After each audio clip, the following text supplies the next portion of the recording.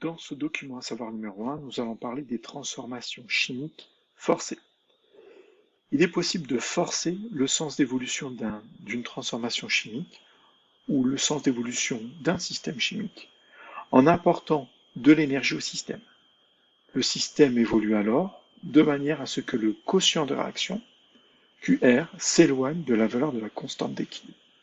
On avait vu que quand un système chimique évoluait dans le sens spontané, on avait la valeur du quotient de réaction qui s'approchait pour devenir égal à la valeur de la constante d'équilibre. Et dans ce cas, le quotient de réaction était le quotient de réaction à l'équilibre. Il est égal à la constante d'équilibre. Ici, quand on va faire une transformation forcée, le quotient de réaction va avoir une valeur qui va s'éloigner de la constante d'équilibre. Prenons un exemple.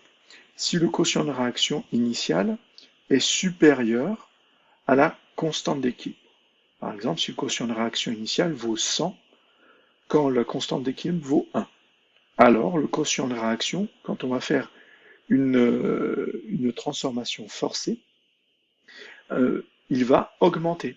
On va avoir un quotient de réaction qui, au lieu de prendre, qui initialement avait la valeur de 100, va avoir la valeur de 150, 200, 250.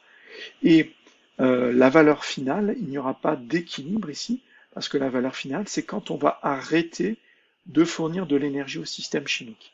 Quand on arrête de fournir de l'énergie au système chimique, la transformation forcée s'arrête et le quotient de réaction va prendre une valeur. Si je refournis de l'énergie, le quotient de réaction va à nouveau prendre une valeur différente.